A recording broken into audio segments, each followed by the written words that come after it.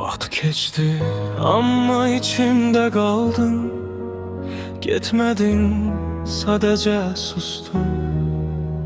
Ən ağır ayrılıq bu imiş, yanımda olmayıb içimdə qalmağın.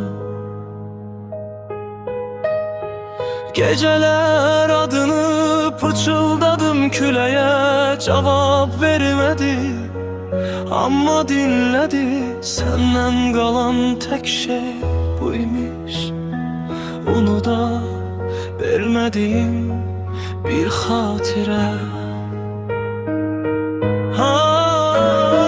Geceler adını pıçıldadım küləyə, cavab vermedi.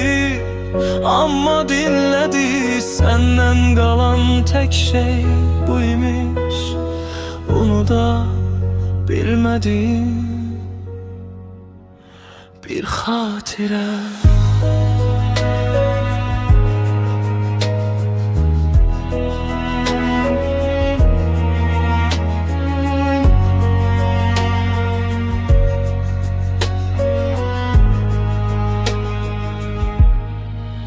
Vaxt keçdi, amma içimdə qaldın.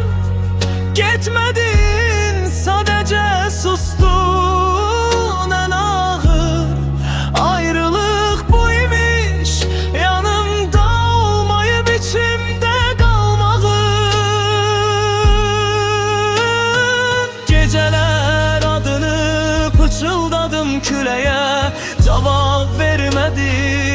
Amma dinledi, senden qalan tek şey bu imiş.